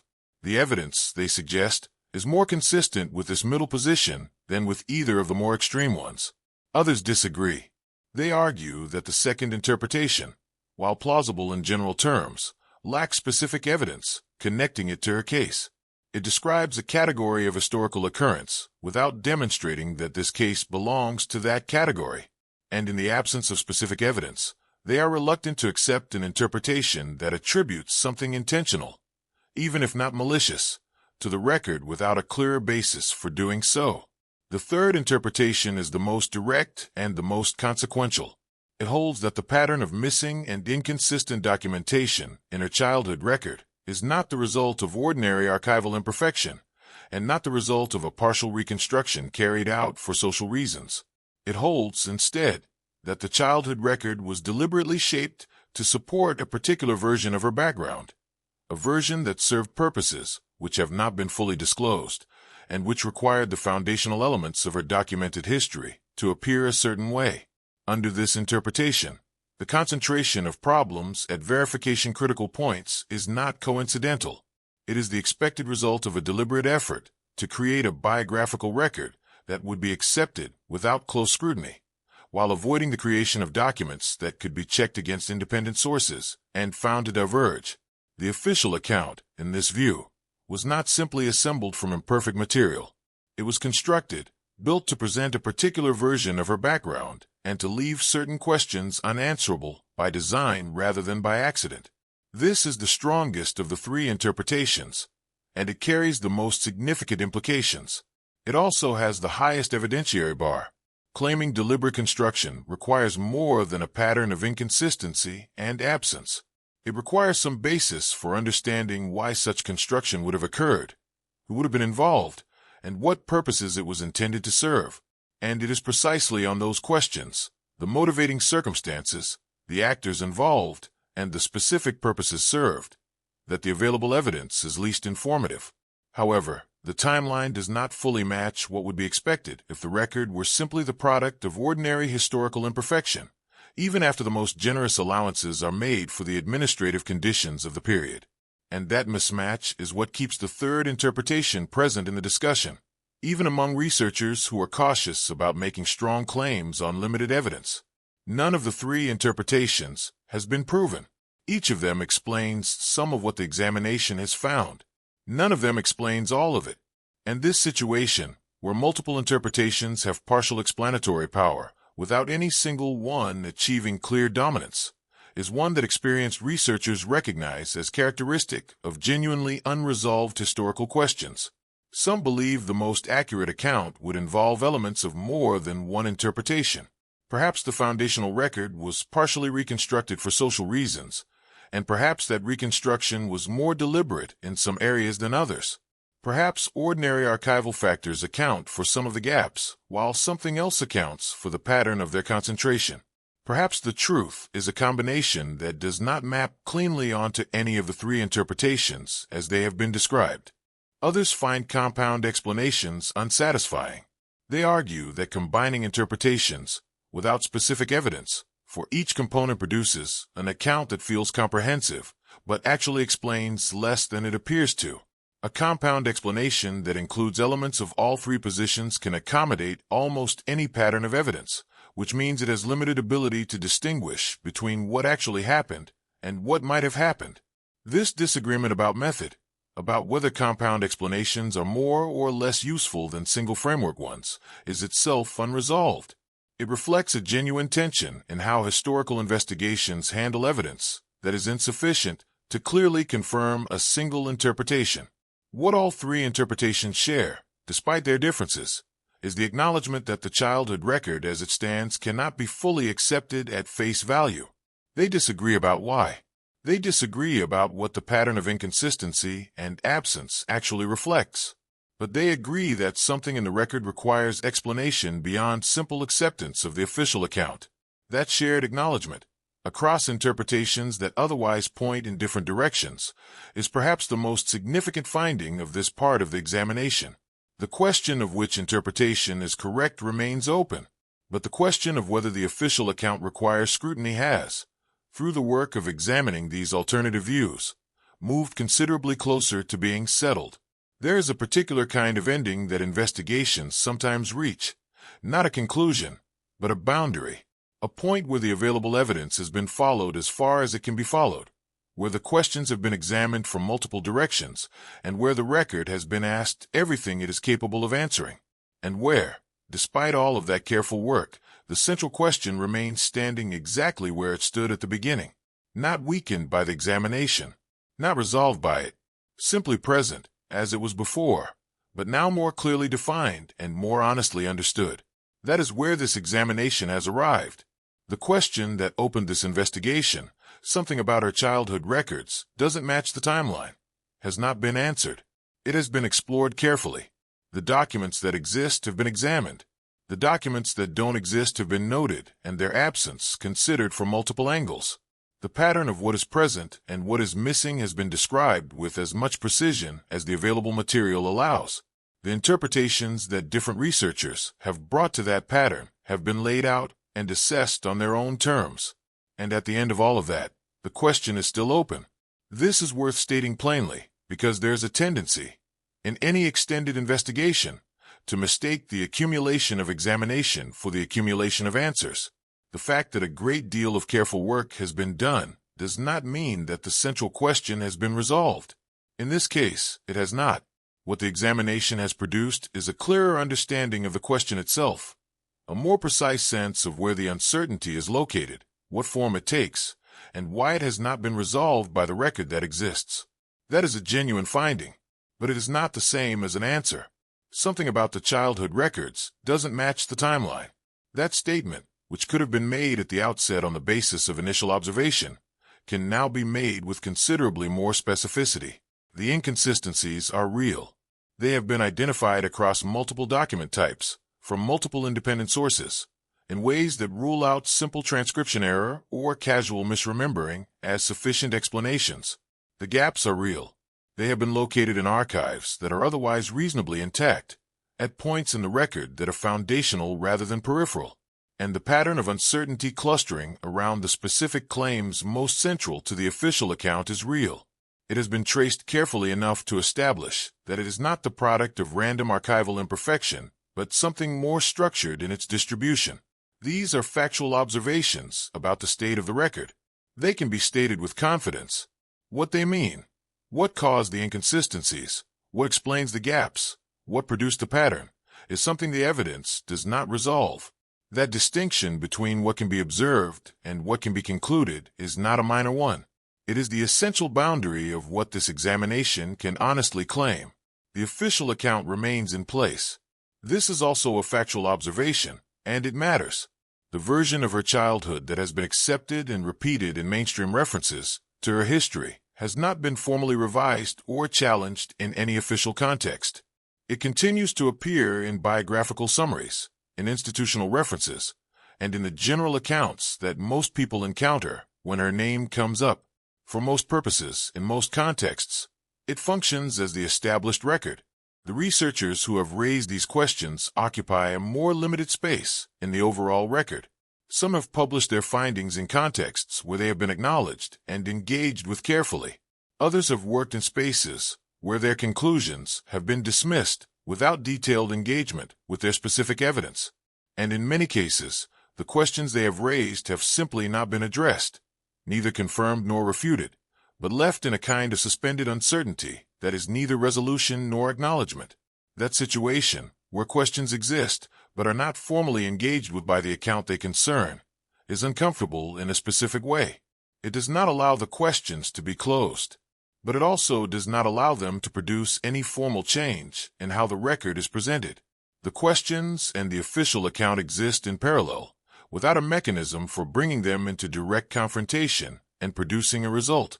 This is where the explanation becomes difficult, not because the evidence is unclear about this dynamic, but because the dynamic itself is a form of uncertainty that is hard to describe without making it sound more dramatic than it is.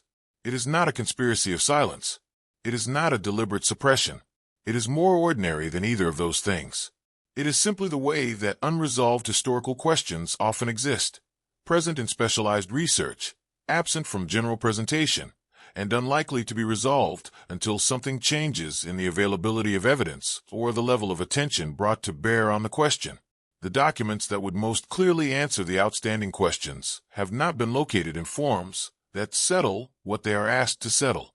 The original birth record in its full archival context, not as a cited document in a biographical account, but as a physical record that can be examined against the standards of its time and place, has not been made available for the kind of direct examination that would address the questions attached to it. The school records from the institution that should hold them remain absent from an archive that is otherwise intact.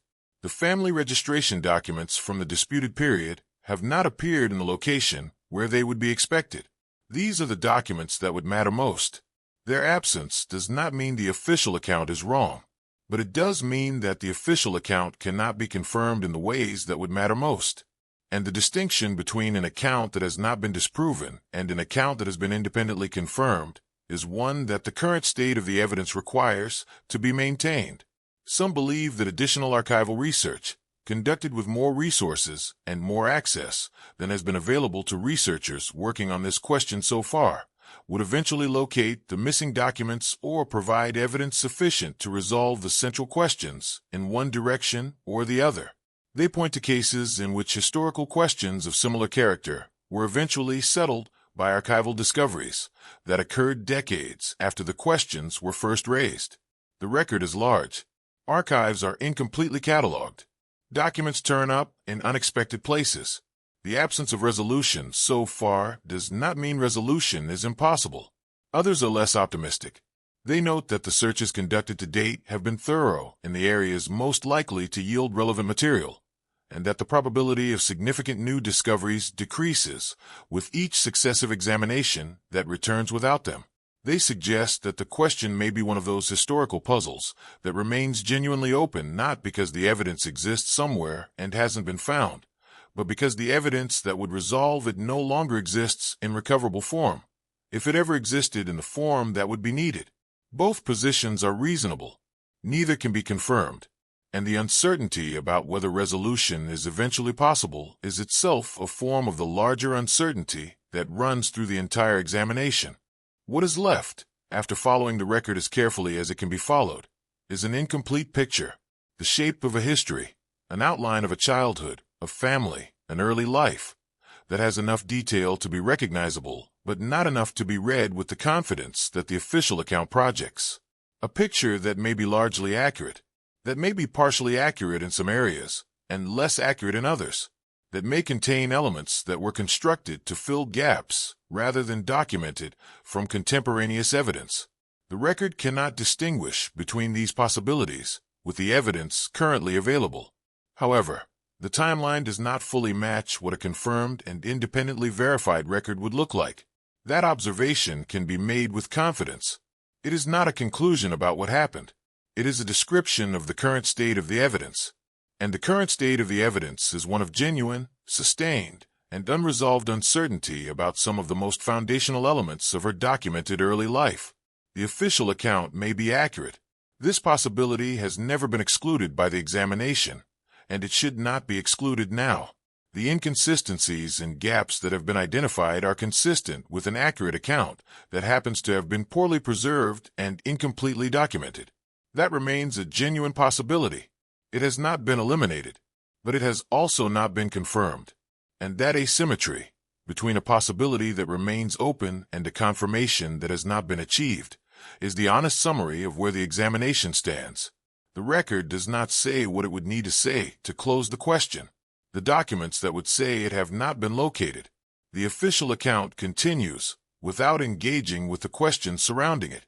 The researchers who have raised those questions continue to work in a space where their findings have not produced formal resolution in either direction.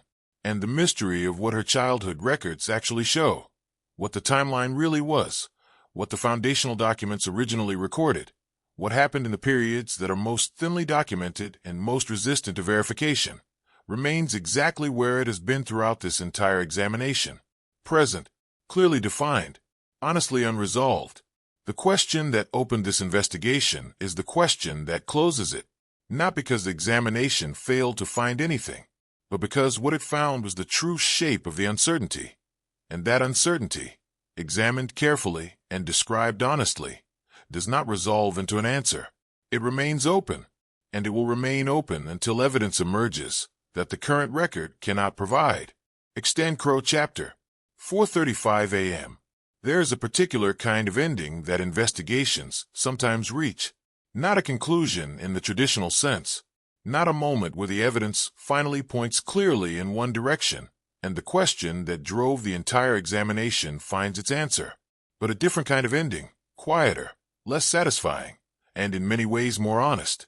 A point where the available record has been followed as carefully as it can be followed, where every line of inquiry has been pursued to the limit of what the existing evidence supports, and where the central question remains standing, not weakened by everything that has been examined, not closer to resolution than it was at the beginning, simply present, more clearly defined than before, but no closer to being closed. That is where this examination has arrived, and arriving here honestly is more valuable than pretending to a resolution that the evidence does not support. The question that opened this investigation has not been answered.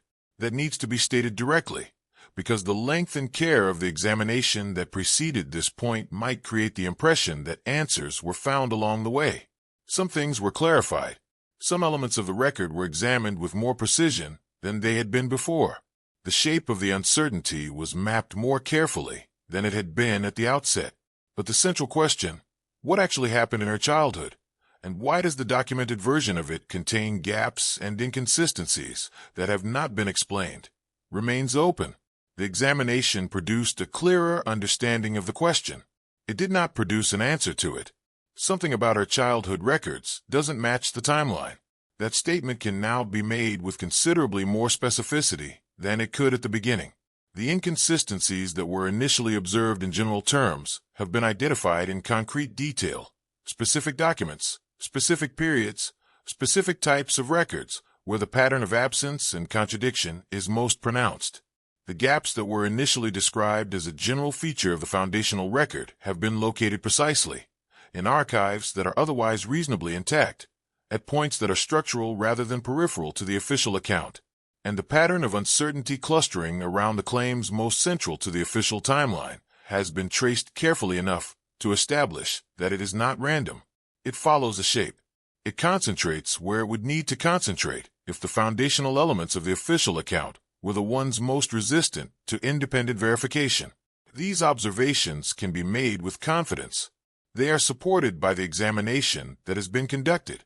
What cannot be made with confidence is any claim about what caused this pattern, whether it reflects the ordinary imperfections of historical documentation, a partial reconstruction carried out for reasons that have not been disclosed, or something more deliberate in its design.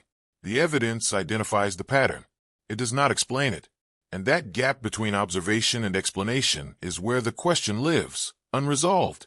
The official account remains in place. This is a simple factual observation, but it carries weight. The version of her childhood that has been widely accepted and repeatedly referenced in mainstream biographical and institutional contexts has not been formally revised. It continues to function as the established record for most purposes and in most contexts. People who encounter her name in general references will find the official account presented without acknowledgement of the questions surrounding it. The inconsistencies identified in this examination do not appear in those references. The missing documents are not noted. The pattern of foundational uncertainty is not mentioned. But this is where it becomes unclear. The continued presence of the official account in mainstream references does not mean it has been confirmed. It means it has not been formally challenged in a context that would require a response. There is a difference between an account that persists because it has been verified and an account that persists because the questions surrounding it have not reached a forum where they must be addressed. The official account of her childhood falls into the second category. It has not been defended against the specific questions raised in this examination. It has simply continued, in the absence of any process that would require it to engage with those questions. The researchers who have raised these concerns exist in a different space within the overall record. Some have published findings that have been acknowledged and engaged with carefully in specialized contexts. Others have worked in areas where their conclusions were dismissed without detailed engagement with the specific evidence they presented. And in many cases, the questions they raised were simply not responded to, neither confirmed nor refuted, nor even formally acknowledged by the accounts they concerned. This situation is uncomfortable in a specific way. It leaves the questions present in the record without any mechanism for resolving them. The official account and the questions surrounding it exist in parallel, without a process for bringing them into direct confrontation and producing a result in either direction. The documents that would most clearly address the outstanding questions have not been located in forms that settle what they are being asked to settle. The original birth record, examined not as a cited source in a biographical account, but as a physical document assessed against the documentary standards of its time and place, has not been made available for that kind of direct examination. The school records from the institution whose archive is otherwise largely intact remain absent. The family registration documents from the period most relevant to verifying the reported move have not appeared in the location where administrative practice of the time would place them. These are the specific documents that matter most. Their continued absence does not confirm that the official account is inaccurate, but it does confirm that the official account has not been independently verified in the ways that would matter most. And the distinction between an unverified account and a confirmed one is not a minor technical point. It is the honest description of what the evidence currently supports. However, the timeline does not fully match what a confirmed and verified record would look like. A genuinely confirmed record would allow its foundational elements to be traced to independent primary sources. It would produce registration documents in the locations where they would be expected. It would have school records and archives that are otherwise intact. It would show age references that align consistently across independent documents rather than diverging in ways that cluster around a particular direction. The official account does not have these characteristics. It has a coherent narrative and a limited evidentiary base. Those two things are not the same as a confirmed record, and treating them as equivalent is one of the ways in which the question surrounding her childhood has been able to remain unresolved without attracting the formal attention that might otherwise have been directed at it. The timeline as officially presented may be accurate. This possibility has never been excluded and should not be excluded now. An accurate account of a life that was poorly documented, in a period and location where administrative imperfection was common, could look very much like what this examination has found. Gaps where documents were lost. Inconsistencies where recording errors accumulated. A pattern of foundational uncertainty that reflects the vulnerabilities of the archival environment rather than anything about the accuracy of the account itself. That possibility remains genuinely open. Nothing in the examination has closed it. It may also be partially accurate, some elements confirmed by independent sources, others resting on a narrower evidentiary base, and the official account presenting the whole as equally established when in fact different parts of it have very different levels of support. This is perhaps the most common condition of historical biographical records, partial confirmation presented as complete, and it would explain the mixed character of what the examination has found without requiring anything more dramatic than the ordinary limitations of how biographical accounts are assembled and maintained. Or it may contain elements that were constructed rather than documented, assembled to support a particular version of her background, rather than derived from a comprehensive engagement with all the relevant historical material. This possibility also remains open. The evidence is consistent with it. It has not been confirmed, but it has not been eliminated either, and the honest accounting of what the examination has found requires it to remain in view alongside the other possibilities. The record does not say which of these possibilities is accurate. It presents the inconsistencies and leaves them standing. It shows the gaps and does not explain them. It produces a pattern and does not resolve what caused it. And until additional evidence emerges, from archives not yet searched, from documents not yet located, from sources not yet identified, the question of what her childhood records actually show will remain exactly where this examination found it: present, clearly defined, and unresolved. 4:38 a.m. There is a point in every careful investigation where the work of examining evidence gives way to something quieter. The documents have been reviewed. The archives have been searched. The inconsistencies have been noted, compared, and placed alongside each other in every combination that might produce clarity. And at the end of all of that, after every reasonable line of inquiry has been followed to its limit, the investigator is left sitting with a record that has been thoroughly examined but not thoroughly explained. This is that point. The examination that preceded this moment was not brief or superficial. It moved through the available record with care, from the foundational documents of birth and early family life through the educational history, the family movements, the administrative registrations, and the various external sources that were brought into comparison with the official account. It identified specific inconsistencies. It located specific absences. It traced a specific pattern in the distribution of what is present and what is missing, and it considered multiple interpretations of what that pattern might mean, presenting each one on its own terms without forcing a conclusion that the evidence does not support. All of that work is real. Its findings are real, but none of it produced an answer to the question that drove it from the beginning. The question of what actually happened in her childhood, what the real timeline was, what the original documents recorded, what the foundational period of her life actually looked like before the official account became the version that most people accepted, remains unanswered, not because the examination failed, but because the evidence available to it was not sufficient to produce an answer. And recognizing that insufficiency honestly is more valuable than constructing a conclusion from material that does not support one. Something about her childhood records doesn't match the timeline. That observation, which could have been stated loosely at the outset, can now be stated with precision. The inconsistencies are not vague impressions.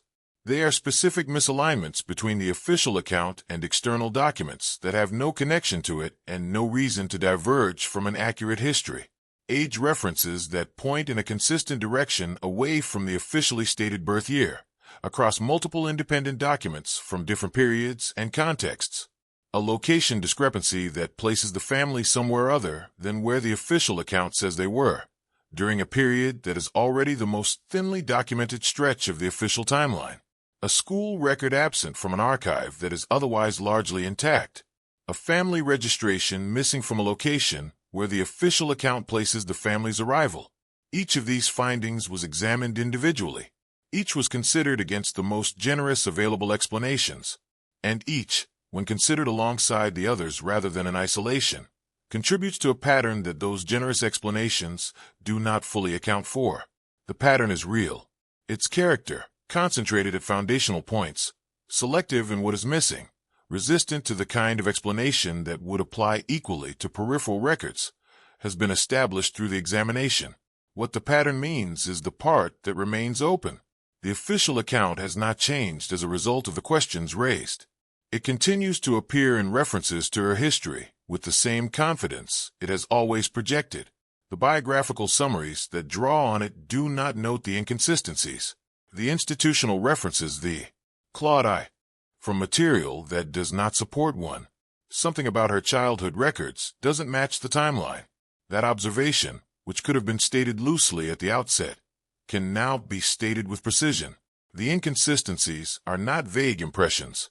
They are specific misalignments between the official account and external documents that have no connection to it and no reason to diverge from an accurate history. Age references that point in a consistent direction away from the officially stated birth year, across multiple independent documents from different periods and contexts.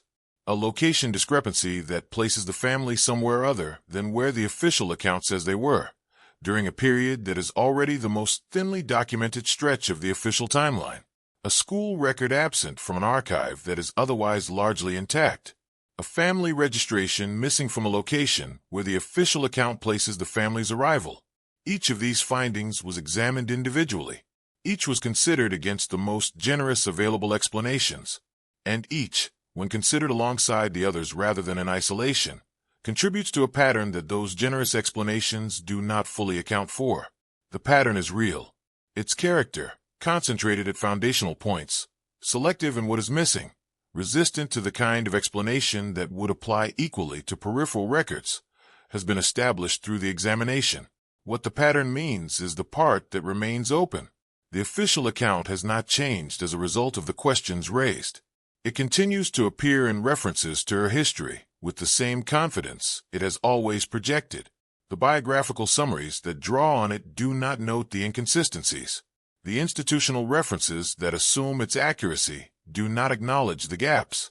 For most people in most contexts, her childhood is described exactly as it was before any of these questions were examined, as a settled matter, a confirmed background, a foundation solid enough to build everything else on. But this is where it becomes unclear, because the official account's continued presence in mainstream references reflects its acceptance, not its confirmation. Those are different things. An account can be widely accepted for a long time, while remaining unconfirmed at its foundational level. Acceptance creates familiarity. Familiarity creates the impression of verification. And the impression of verification, repeated often enough across enough different sources, can become functionally indistinguishable from actual verification, even when the underlying evidentiary base has never been independently established. That is the condition of the official account of her childhood, widely accepted, repeatedly referenced, and at its foundational level, the birth, the early family situation, the first years of education, the reported family movement, not independently confirmed in the ways that would matter most. The examination has not disproven it, but has established, with some precision, that confirmation is not the same as the absence of disproof, and the official account has been treated as confirmed when what it actually has is the absence of successful challenge in a forum that required a response. The researchers who raised these questions did so in different contexts and with different levels of access to the relevant archival material. Some conducted their work with considerable thoroughness, directly contacting the archives, where missing documents would be expected, examining the characteristics of the documents that do exist, and publishing findings that engaged specifically with the evidentiary questions rather than simply asserting conclusions. Others worked with less access and produced findings that were correspondingly less detailed. Across this range of work, a consistent picture emerged, not of a record that was clearly falsified, but of a record that was less independently verifiable than the official account suggested, in ways that concentrated at the same foundational pressure points regardless of which researcher was doing the examining. That consistency across independent lines of inquiry is itself a finding. When researchers approaching the same question from different directions, with different methods and different access, reach similar conclusions about where the record is weakest, that convergence is not easily explained as coincidence or methodological bias. It suggests that the weakness they are identifying is a real feature of the record, rather than an artifact of how any particular examination was conducted. And yet the questions those researchers raised have not produced formal engagement from the official account or from the institutions that maintain it. The findings exist. They are part of the record in the specialized spaces where this kind of research is published and discussed. But they have not crossed into the mainstream presentation of her history in any way that has produced revision or response. The gap between what the specialized examination has found and what the general record presents remains as wide as it was when the questions were first raised. The documents that would most directly resolve the outstanding questions remain unavailable in the forms that resolution would require. This is not a new observation. It has been noted at several points in this examination, but it carries particular weight at this closing stage, because it defines the boundary of what future research could realistically accomplish without access to material that has not yet been produced. The original birth record, examined as a physical document in its full archival context rather than as a cited reference in a biographical account, has not been made available. The school records from the institution, whose other holdings from the same period are intact, have not been located. The family registration documents from the disputed period have not appeared. These specific absences define the specific limits of what the current evidence can establish, and they also define what would need to change for the question to move toward resolution. Not more examination of what already exists, but access to material that has not yet been part of the examination. Whether that material exists in recoverable form is genuinely uncertain. Some researchers believe it does, that archives not yet fully searched, or holdings not yet made accessible, contain documents that would significantly change the picture. Others believe the searches conducted to date have been thorough enough that the probability of significant new discovery is low, and that the question may be one that the historical record is no longer capable of resolving regardless of how carefully it is examined. Both positions are honestly held. Neither can be confirmed, and the uncertainty about whether the question is even resolvable in principle is a final layer of uncertainty that sits beneath all the others, beneath the uncertainty about what the inconsistencies mean, beneath the uncertainty about which interpretation of the evidence is most accurate, beneath the uncertainty about whether the official account reflects what actually happened. What remains is a picture, incomplete in specific ways, shaped by what the official account has asserted and what the examination has found, containing elements that may be accurate, elements that may be partially accurate, and elements whose accuracy cannot be established from the material currently available. A picture that has enough detail to be recognizable, but not enough to be read with the confidence that the official account has always projected. The record has been followed as carefully as it can be followed with the evidence that exists. The questions have been examined from every direction that the available material supports. The honest result of all of that careful work is not a conclusion, but a boundary, the outer edge of what the current evidence is capable of telling us.